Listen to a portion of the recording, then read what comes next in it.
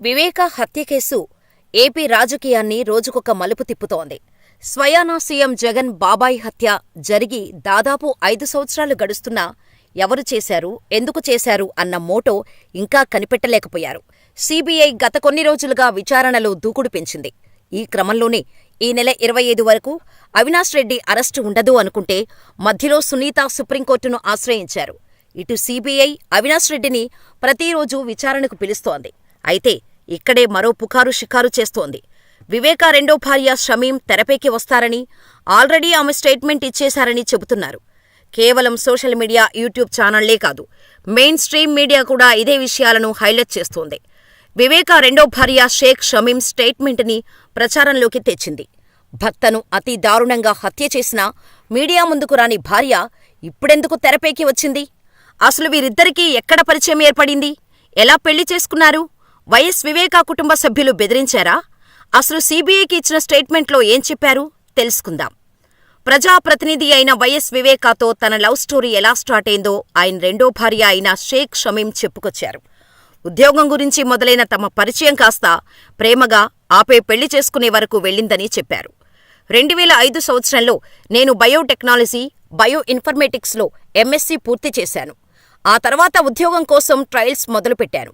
మా పెద్దక్క గౌజియా బేగంకి షేక్ బాషా సాహెబ్తో వివాహమైంది. దీంతో బాషా సాహెబ్ అంటే కుటుంబం మొత్తానికి గౌరవం.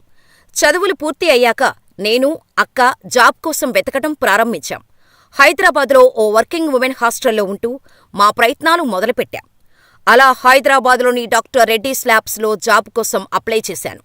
కానీ రికమెండేషన్ ఉంటే ఉద్యోగం వస్తుందని, రికమెండేషన్ లెటర్ లేకపోతే జాబ్ కష్టమని ల్యాబ్ వాళ్లే చెప్పారు. వెంటనే మా బావ బాషా సాహెబ్ పులివెందులలోని వివేకానంద గారి ఇంటికి వెళ్లి ఆయన రికమెండేషన్ లెటర్ తీసుకువచ్చారు. వివేకానంద ప్రజల్లో ఎంతో పేరు ఉన్న వ్యక్తి. అడిగిన వారందరికీ సాయం చేస్తారు. ఈ విషయంలో నియోజకవర్గాల్లో ప్రతి ఒక్కరికీ తెలుసు. వివేకా సోదరుడు వైఎస్ రాజశేఖర్ రెడ్డి ఏపీ రాజకీయాల్లో మరింత పాపులర్ అయిన వ్యక్తి. కేంద్ర రాష్ట్ర రాజకీయాల్లో కీలక పాత్ర పోషించారు. రికమెండేషన్ లెటర్ వచ్చినప్పటికీ నా పేరును షార్ట్ లిస్ట్ చేయలేదు. వెంటనే ఫోన్లో మా బావకి ఈ విషయాన్ని తెలియచేశాను. ఆ ఫోన్ నెంబర్ మా అక్క పేరుతో ఉంది. ఇక మా బావ బాబాసాహెబ్ వివేకానంద గారితో మాట్లాడటంతో సార్ స్వయంగా మా అక్క నెంబర్కి ఫోన్ చేశారు. మేము ఎక్కడ ఉన్నామో అడిగి తెలుసుకుని అక్కడే వెయిట్ చేయమని చెప్పారు. అలా కొంతసేపటికి గన్మెన్లతో డాక్టర్ రెడ్డీస్ ల్యాబ్స్లో ఉన్న మా దగ్గరికి వచ్చారు. ఆయన మమ్మల్ని రెడ్డీస్ ల్యాబ్ ఆఫీసులోకి తీసుకువెళ్లారు. ఆయన సీనియర్ ఆఫీసర్తో మాట్లాడటానికి వెళ్తే మేము లాంజ్లో వెయిట్ చేశాం. అనంతరం లోపలికి పిలిచి ఆఫర్ లెటర్ ఇచ్చారు. ఇక ఆఫీస్ నుంచి బయటకు వచ్చేశాం. అక్కడ చూస్తే ఆయన సిగరెట్ కాలుస్తూ కనిపించారు. దీంతో ఒక పబ్లిక్ సర్వెంటు అయిన మీరు ఇంత ఓపెన్గా సిగరెట్ కాల్చడమేంటి అని ప్రశ్నించాను. ఆయన వెంటనే నవ్వేసి సిగరెట్ని కిందపడేసి కారెక్కి వెళ్ళిపోయారు. ఆ తర్వాత నేను, మా అక్క హాస్టల్కి వెళ్ళిపోయాం. తనకంటే చిన్నదానైన నాకు జాబు వచ్చింది కానీ తనకు జాబ్ రాలేదని మా అక్క అర్ధరాత్రి బాగా ఏడ్చింది. దీంతో అక్కకు జాబ్ వచ్చే వరకు నేను జాబ్లో చేరకూడదని ఒట్టేసుకున్నాను. అందువల్లే నేను రెడ్డీస్ ల్యాబ్లో జాయిన్ కాకుండా ఉండిపోయాను. ఇక అప్పటికీ వివేక్ సార్తో ముఖపరిచయం కాస్త మాటల వరకు వచ్చింది. అలా 2007, 2008లో వివేకా సార్ నాకు ప్రపోజ్ చేశారు. మా అక్క నెంబర్ని తరచుగా ఫోన్ చేసేవారు. కానీ ఆ నెంబర్ నాకు సరిగ్గా గుర్తులేదు.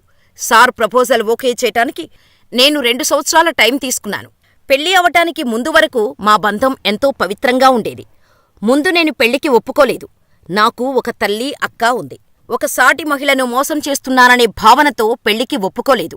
ఇది మోసం చేయటం కాదు, నా భార్య అనారోగ్య కారణాలతో దాంపత్య జీవితాన్ని గడపలేకపోతుందని వివేకా సార్ వివరించారు. తన భార్యకు ఆస్తమా, బీపీ 104 వరకు ఉందని చెప్పారు.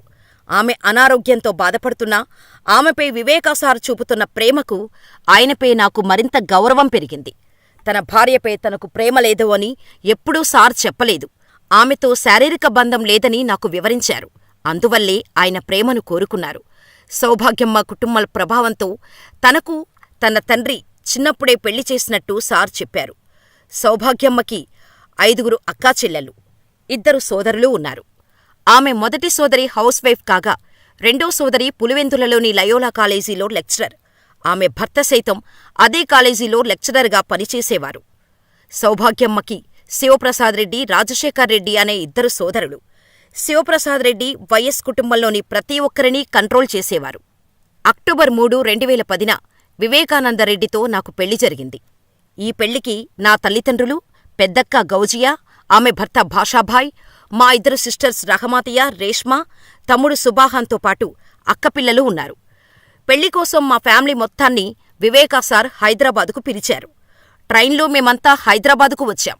రైల్వే స్టేషన్కి వివేకానంద సార్ 2 కార్లు పంపారు.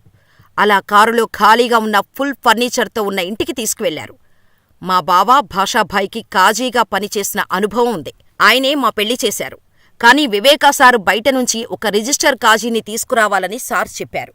కాని అప్పటికే కాంగ్రెస్కి, జగన్కి మధ్య రాజకీయ గొడవలు ముదిరాయి. తన రెండో పెళ్లి కారణంగా జగన్కి ఎటువంటి డ్యామేజీ జరగకుండా ఉండేందుకు మా బావనే కాజీగా ఉండి పెళ్లి చేయాలని కోరాం. అలా మా పెళ్లి తంతు భాషాభాయ్ చేశారు. పెళ్లి ఖర్చుల కోసం 3.5 లక్షలు సారిచ్చారు. దీంతో పెళ్లి కోసం 10 తులాల బంగారంతో పాటు షాపింగ్ చేశాం. జగన్ సారికి, వివేకా సారికి సత్సంబంధాలే ఉండేవి. ఆ టైంలో జగన్ జ్యుడిషియల్ కస్టడీలో ఉన్నారు. జగన్ ఎంతో ధైర్యమున్న వ్యక్తి. ఆయన భార్య, కుటుంబం కూడా బాబాయిని హత్య చేయడం వంటి చీప్ రాజకీయాలు ఆయన చేయరు. ఇది నా వ్యక్తిగత అభిప్రాయం. పెళ్లి తర్వాత 2 రోజులపాటు అదే ఇంట్లో మా ఫ్యామిలీ మెంబర్స్తో అక్కడే ఉన్నాం. ఆ తర్వాత వివేకా సార్ ఒక కారులో పులివెందల వెళ్ళగా మేమంతా మరో కారులో హైదరాబాద్లోని రైల్వే స్టేషన్కి వెళ్ళాం. పెళ్లి టైంలో వివేకా సార్ కల్మా చదివారు. వివేకానంద గారికి మొహమ్మద్ అక్బర్గా పేరు కూడా మార్చాం. ఆయనను నేను ప్రేమగా నుందు లేదా వివేకం అని పిలిచేదాన్ని. పెళ్లి తర్వాత ఆయన ఫ్రెండ్స్తో కలిసి తరచుగా మసీదుకు నమాజ్ కోసం వచ్చేవారు. వారం లేదా 2 వారాలకు ఒకసారి వివేకానంద సార్ మా ఇంటికి వచ్చేవారు.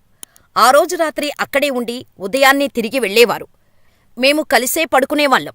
వివేకా సారికి వారసుడు లేకపోవటంతో శివప్రసాద్ రెడ్డి రాజకీయ వారసత్వం కోసం ఆరాటపడేవారు.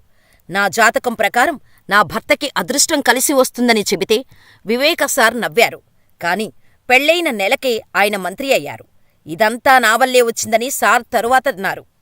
ఇక ఈ టైంలోనే మా పెళ్లి విషయం సార్ ఇంట్లో తెలిసి వివేకా సార్ బావమర్ది శివప్రసాద్ రెడ్డి రాజకీయ వారసత్వంపై, అల్లుడు రాజశేఖర్ రెడ్డి ఆస్తిపై కన్నేశారు. తనకు రాజకీయ వారసత్వం, ఆస్తి అక్కర్లేదని, తనకు ఉన్న 20 ఎకరాల పొలంలో 8 ఎకరాలలో వ్యవసాయం చేసుకుంటామని చెబితే అల్పసంతోషి అని సార్ నవ్వారు. కాని ఆ తర్వాత నుంచి తనకు కష్టాలు మొదలయ్యాయని ఆమె వివరించారు. 2015లో వారికి షెహాన్ షా అనే బిడ్డ పుట్టారట. హత్యకు కొన్ని గంటల ముందు కూడా వివేకా తనతో మాట్లాడినట్టు షమీం చెప్పారని అంటున్నారు. తమ వివాహం వివేకా కుటుంబ సభ్యులకు ఇష్టం లేదని, ముఖ్యంగా వివేకా బామ్మర్ది, అల్లుడికి అన్నయ్యన నర్రెడ్డి శివప్రకాష్ రెడ్డి తనను ఎన్నోసార్లు బెదిరించారని ఆమె చెబుతున్నట్టు వార్తలొస్తున్నాయి. వివేకా హత్య జరిగిన తర్వాత తాను బయటకు వద్దామనుకున్నా వారి కుటుంబ సభ్యులకు భయపడి రాలేకపోయానని ఆమె స్టేట్మెంట్ ఇచ్చినట్టు చెబుతున్నారు. తనతో పెళ్లవటంతో కుటుంబ సభ్యులకు ఇష్టం లేకపోవటంతో వివేకా చెక్ పవర్ తొలగించారని, షెహాన్ షా పేరిట ఆయన 4 ఎకరాల పొలం కొనాలనుకున్నా దానికి కుటుంబ సభ్యులు అడ్డు చెప్పారనే ప్రచారం కూడా జరుగుతోంది. అన్నిటికీ మించి షమీం కోర్టు మెట్లెక్కబోతున్నారనే వార్తలు కూడా బలంగా వినపడుతున్నాయి. అసలు ఇంతకీ ఆమె స్టేట్మెంట్ ఇచ్చింది లేనిది అధికారికంగా సీబీఐ ధృవీకరించటం లేదు. మరి ఇన్ని సంవత్సరాల తర్వాత ఇప్పుడు షమీం ఎందుకు బయటకు వచ్చారో తెలియాల్సి ఉంది. అసలు వివేకా రెండో పెళ్లి గురించి తనకు ఐడియా లేదని వివేకా కుమార్తె సునీత ఇటీవలే ఓ ప్రెస్ మీట్లో చెప్పారు. మరి షమీం చెప్పిన వివేకా లవ్ స్టోరీపై ఆమె ఏ విధంగా స్పందిస్తారు అనేది మరింత ఇంట్రెస్టింగ్గా మారింది.